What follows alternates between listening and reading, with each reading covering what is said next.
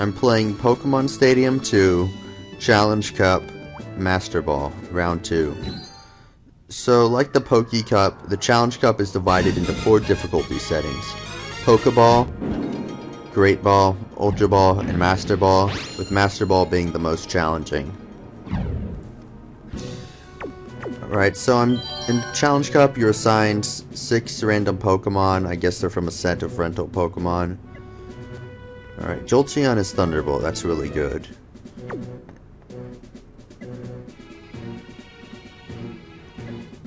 Right, Ninetales is Fire Blast. That's really good too. Aerodactyl is Fly, and Poliwrath has Subsubmission and Bubble Beam. They aren't the best moves, but they're okay. They'll probably get the job done.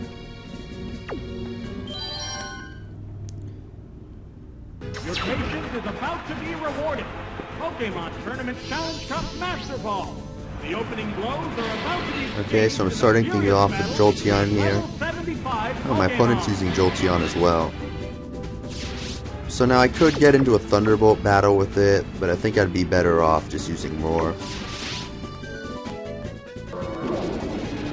My opponent used Shadow Ball. I wasn't expecting that.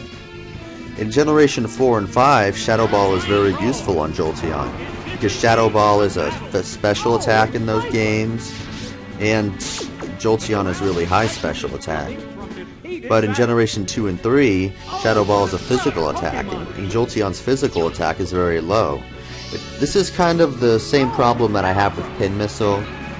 In Generation 1, Jolteon gets Pin Missile, which is super effective against Psychic types.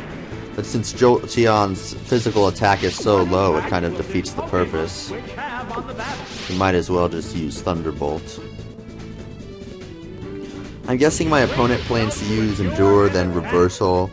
Reversal does 200 damage when you only have 1 hit point. It does more damage when your hit points are lower.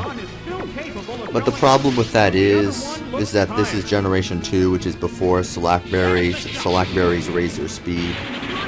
So anything that's faster than Heracross can just knock it out. Which Pokemon will join the battle now? Alright, my opponent sent out Jolteon again. I think I'm going to use Roar again and try to bring out Scyther and knock Scyther out first.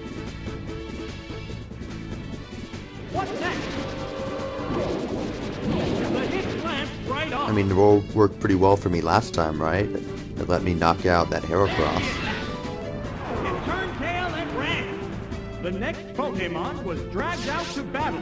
How will this Pokemon battle in place of its jettisoned teammate? Uh-oh, my opponent is switching out. That Pokemon must not have been the right choice. Alright, it's back to Jolteon. So it looks like I'm going to have to face Jolteon now. My opponent's not going to let me attack Scyther until I take out this Jolteon first. Alright, so since my opponent is using Shadow Ball of physical attack, Reflect is going to cut that damage in half. Also, it looks like my Jolteon is faster than my opponent's Jolteon. That's probably going to be a good thing in later battles, because it means my Jolteon is going to be really fast and outspeed all the other Pokemon. I mean, not all of them. There's still some faster Pokemon, but just in general, Jolteon is already really fast to start with. I was gonna say it's a good thing that I paralyzed my opponent, but it had a Miracle Berry, so it kind of renders my paralysis pointless. Alright, so this is why I prefer Thunderbolt to Thunder, because it seems like Thunder misses so often. It misses 30% of the time, but that 30% seems to happen quite a lot. It's the same chance of a one-hit KO like Fisher or Horndrill hitting.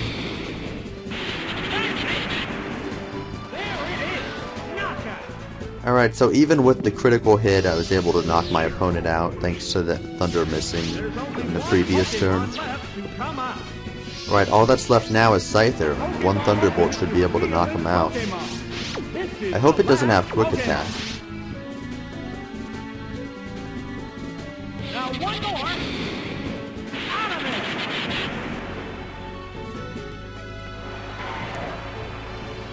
There are no more remaining Pokemon. And there goes the battle. Okay, so if you've been watching my previous videos, I've mentioned that this is like the other cups. If you can win without having any of your Pokemon faint, then you get to continue. And that allows you to keep battling even if you lose all of your Pokemon. So I'm off to a good start. I just won the first battle and I gotta continue. But I still have a long ways to go. I have 7 battles left. Alright, it looks like my opponent has a few rock types. So I think using Poliwrath would be good. Bubble Beam isn't the best water attack, but at least it has something. I'm not entirely sure where to go from here. I guess I could use Jolteon, but I'm a little concerned because there are 2 ground type, and actually 3 ground types on my opponent's team, so that might be a little risky. This is the second round. Trainer placed the Pokeball containing their leadoff Pokemon on the field to Alright, so I'm start the starting with battle. Poliwrath here.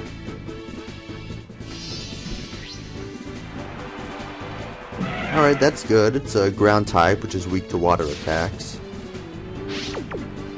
I still kind of wish it had Surf for Hydro Pump, but I guess this will have to do. There's the shot. At least it isn't Bubble or something. Let's go. Oh, I got a critical, so that means it's going to be knocked out in 1 hit. Just too quick. Again, I'm not a big fan of critical hits. I'd kind of prefer it if neither of us got critical hits, but, you know, since my opponents get critical hits, I need to take advantage of them as well.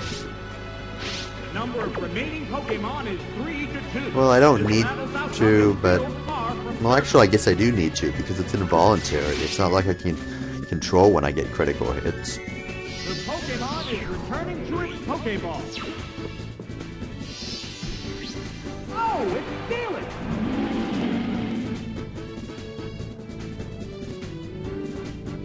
Alright, so I'm guessing Scyther will have mostly steel attacks. Maybe a bug attack, but I can't really think of that many powerful bug attacks in Generation 2, other than Mega Horn, which is exclusive to Heracross. There, defense stat went down. You know, that Leer is actually going to be pretty helpful, because this looks like it's going to be a long-term battle, and long-term Leer is probably a good move to use, because that means all of Scyther's attacks will do 50% more than they would have ordinarily. What's next? A light hit. So, since this is going to be a long-term battle between 2 pretty defensive Pokemon, I'm going to start off by using a few Mud Slaps to decrease its accuracy. Ready for more. It's kind of like Sand Attack, but it does damage. Whoops, that missed. So you can already see my Mud Slap taking effect and making my opponent miss. The target is weakened further. Neither combatant is showing signs of fatigue yet. What'll it do? Oh my, missed again. Alright, so I'm just whittling down its accuracy, so... Then when I'm done with that, I think it had Iron Tail. I didn't get a good look at its moves. Yeah, there it is, Iron Tail. So then after I get after its accuracy is down, I should be able to knock it out slowly with Iron Tail. It's not very effective. The white-hot battle continues. So Steel is a very defensive type. It has so many resistances. That was diverted to the substitute. Oh, the substitute disappeared. There's the attack. Ah, that didn't do much. It used Berry Juice to restore its HP. The crowd's excitement is building from this heated battle. What's this? Whoops, that missed. Alright, so as you can see, my Mud Slap is taking effect. My opponent is missing a lot. I still have to keep in mind that my opponent used Leer on me early on, so my defenses are still down. So I guess it's not going to hit often, but when it does hit, it's going to do a decent amount of damage. At least considering that we both have type resistances. Alright, so it looks like I have the advantage in this battle. I've almost won. I mean, at least in terms of the Scizor and Steelix battle. What's next? That was a glancing blow. Sandstorm finally quieted. Since the raging Now that I think about it, most of the Steel types in Generation 2 are related to Generation 1 Pokemon somehow. Like there's Magneton, which it was given the Steel type in Generation 2. And there's Steelix and Scizor, which are both evolutions of Generation 1 Pokemon. Let's see, what are the other Steel types in Generation 2? Oh yeah, I guess there's Fortress and Skarmory. Is that all of them? That's all I can think of. What's this? That was diverted to the substitute. A furious attack. Oh, that's a miss. Alright, so normally with moves like Bind, they would continually do damage to me at the end of each turn, but because the substitute can't be affected by statuses like that, I don't have to worry about that. Now Rock is actually weak to Steel moves, so that Iron Tail should do a lot of damage, but I have to actually be able to hit the foe first.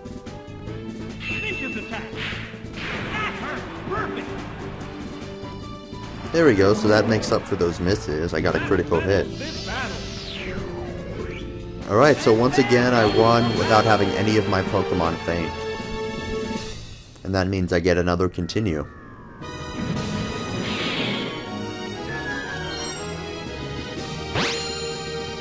I'm probably going to need those continues later on.